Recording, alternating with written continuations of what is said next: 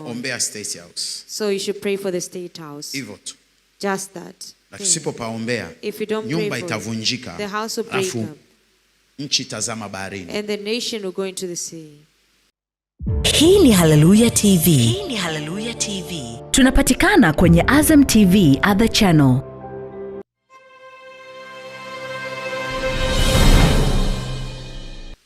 Hii ni sehemu nyeti sana ambayo nataka niongee, ni very sensitive. Kama ulikuwa unaniandika, nimeanzia vitu vya kiroho na matukio ya jumla. Sasa haya ni maeneo nyeti sana. Now these are sacred places. State House. The State House. Ikulu ndo kiini. The State House is the source cha nchi of the nation. Ikulu the kwa dunia ni mahali patakatifu. Is a holy place. Panapotokea shida, ikitokea shida yoyote, ikulu ikatikisika, and the State House is shaken, maendeleo yanakuwa magumu. Progress of development is hard. Na hali inakuwa mbaya. And the condition becomes worse. Sasa now,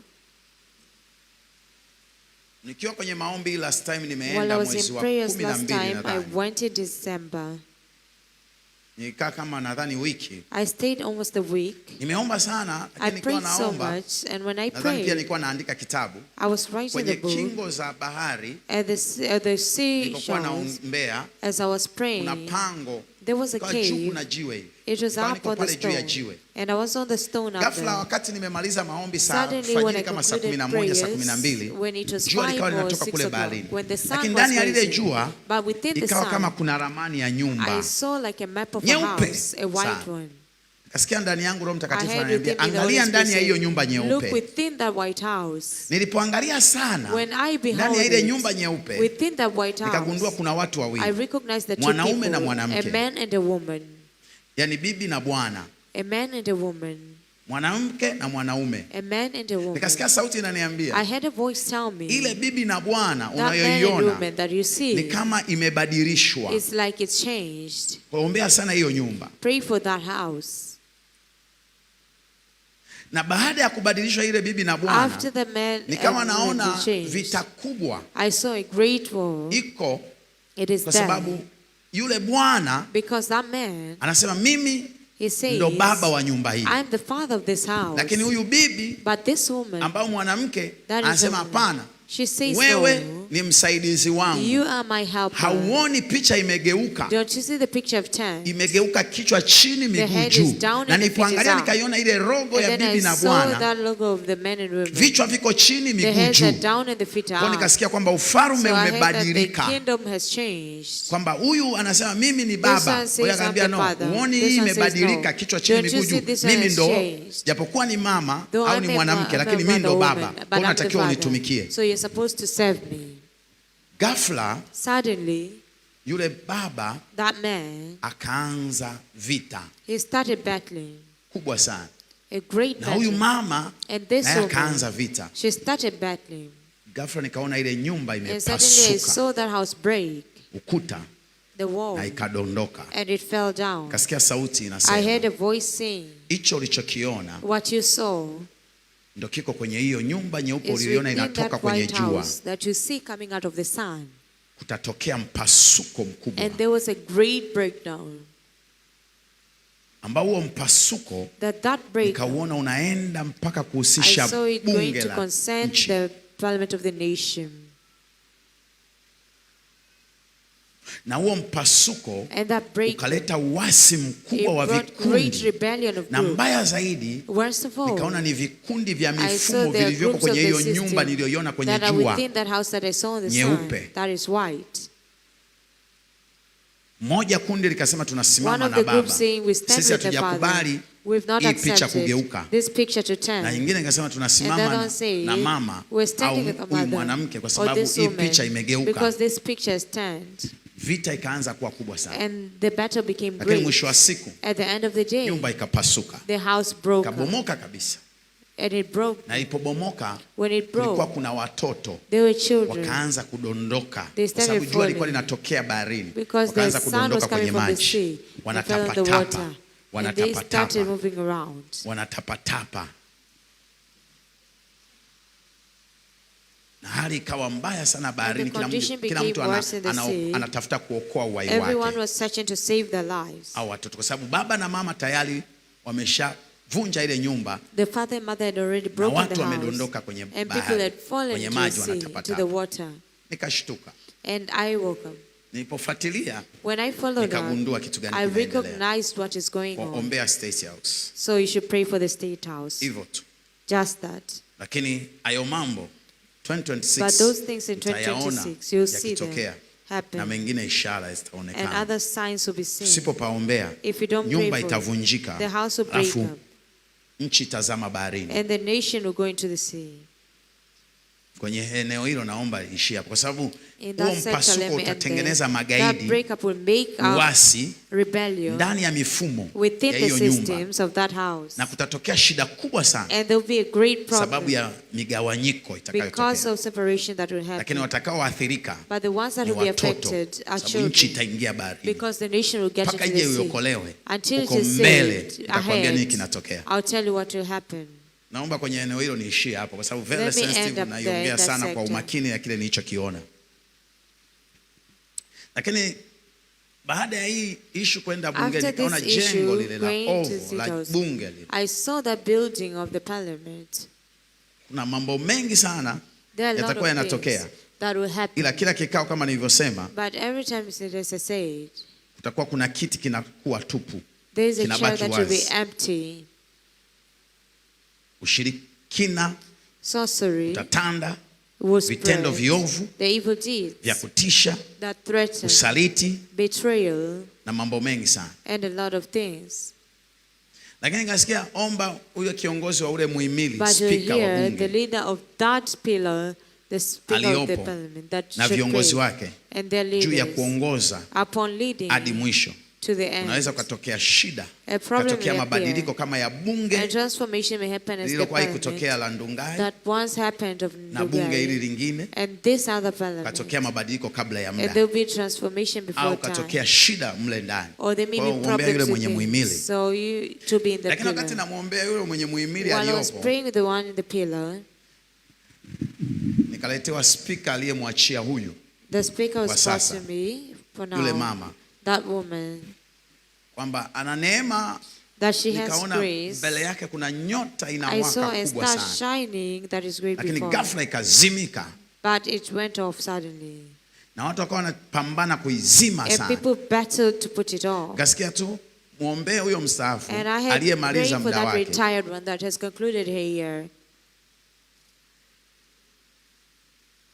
Kuharibiwa kwa hatima yake. Destruction of a destiny. Unaona hatima inaharibiwa. I see the destiny being destroyed. Unaona duniani kule, I saw in the anazimika. World, she was fainting. Kasikia tu akimbilia haraka kwa Mungu. And I heard that she should run to God quickly. Kwa sababu wakati anakimbilia, asikia kimbilia haraka kwa Mungu. Nikaonyeshwa mwaka. I was shown the year. Mbali sana. And I was shown far away. Nyota ikaibuka. And the star rose suddenly. Lakini alikuwa anakimbilia kwa Mungu. But she was running to God. Akikimbilia kwa Mungu, uko mbele ndio hicho kitaibuka. That's where she runs. Lakini asipokimbilia atazimika jumla na hatosikika. And she won't be heard. Umo ndani ya viongozi, within the leadership, kaitewa nikapata wakati ninaomba hizo picha zinatokea. Ghafla mimi sijawahi kukutana na huyu kiongozi. Lakini baada ya kuona hiki nibidi niende kwenye mtandao nitafute, nifuatilie. Niliona jeshi la polisi. Polisi askari wanakimbia hivi. They were running. Alafu mbele wakakutana kuna kiongozi amesimama pale. Then I had the leader standing there, tall one. Wakati wanataka kuvuka yule kiongozi, akawaambia mmeshavuka sana, leo hamtavuka. Mimi ni baba. I am the father. Hamtaenda kokote. You won't go anywhere. Akawa amezuia wale watu. And they blocked those people. Nikasikia tu. Then I heard. Wizara ya mambo ya ndani ya sasa. The foreign affairs of nowadays. Waziri wa wizara ya mambo ya ndani. The minister of the interior affairs. Aombewe sana kwa sababu hiyo wizara kila anayeingia akai. Everyone that gets in doesn't stay. Na kumekuwa na changamoto kubwa. And there was a great challenge. Wanabadilishwa sana ile wizara. They were being changed so much. Lakini kwa huyu aliyopo, sikuona kwenye kubadilishwa. Ila nisikia tu muombe sana. Maana watu wengi baada ya kuwa amewazuia hawa polisi, watu wengi kundi kubwa likawa linaita baba, baba, baba, kama mashangilio, baba, baba, baba, baba. Na kukawa na machozi ya watu wengi sana yanamlilia juu ya watoto wao kama kiongozi. Wanamlilia baba na huyu, baba na huyu, baba. Nikasikia huyu ni baba. And I heard that this is the father. Alafu nikaishia hapo. Then I ended there. Lakini wakati nasema huyu ni baba, watu wengi walikuwa wanamlilia, wanamwambia. A lot of people that cried to him told him. Wanampigia kelele, baba, baba, watu wanalia, watoto wetu, watoto wetu, watoto wetu. Our children. Na yule alikuwa aongei chochote. And that one didn't speak anything. Ila ndani yake, yani nikiwa kwenye ile vision, ndani yake nikasikia, yani nikawa naona ndani yake, anawaza, anasema sasa hivi, hakuna mtoto atakayeonewa, na kila aliyeonewa atarudishiwa, na kila aliyenyang'anywa atarudishiwa, na kila aliyeonewa atapata haki yake. Ilikuwa ni maono ya muda of some time.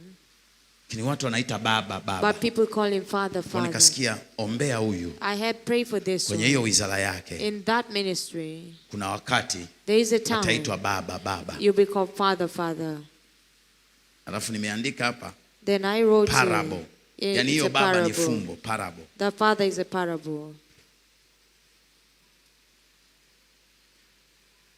Kuna kazi kubwa sana kama kuna mtu anamfahamu waziri mkuu wa sasa.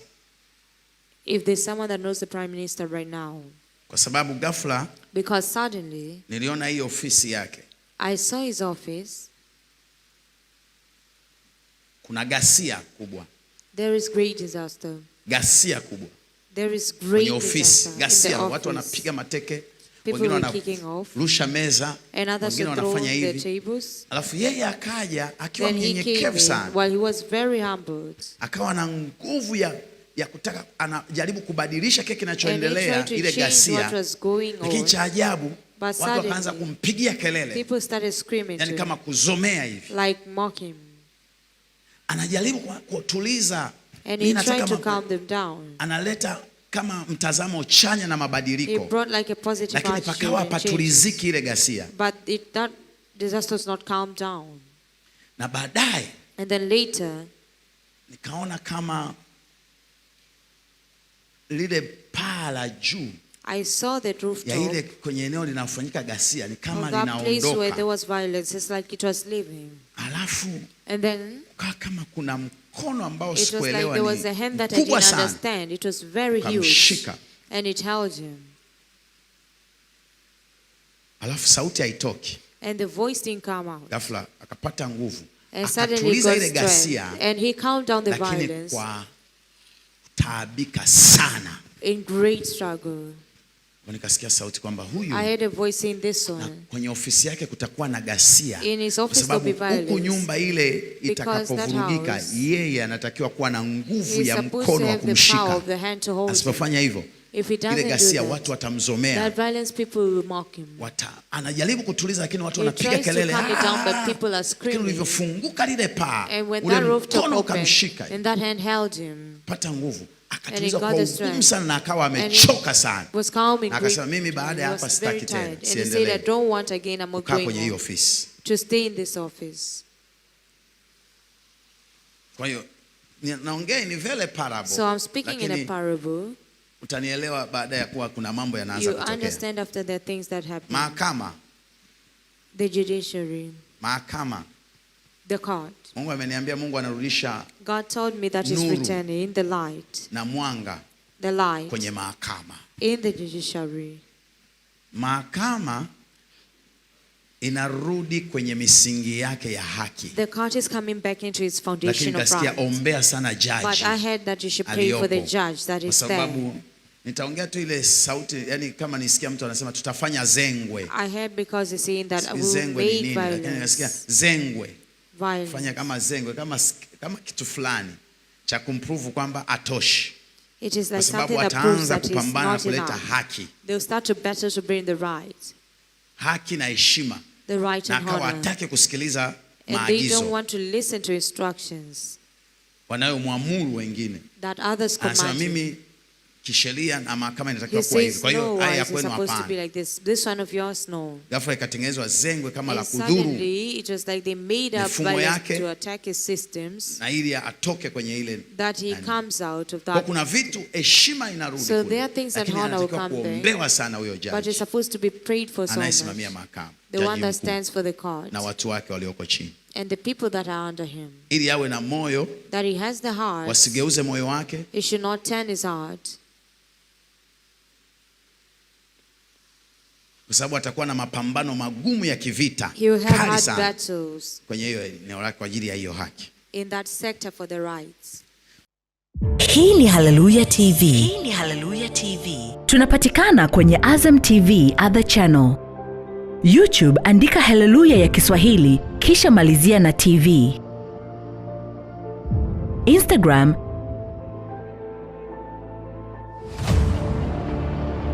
TikTok kusoma. Kuna watu walikuwa na akili wanakuwa wa kwanza darasani lakini hawafika chuo kikuu. Facebook na X kote kwa jina moja la Prophet Rolinga. Watu sahihi wa mwilini wanavutwa na nguvu sahihi ya rohoni. Sikiliza pia Hallelujah FM kupitia Radio Box. Utabarikiwa. Kuna nguvu ndani ambayo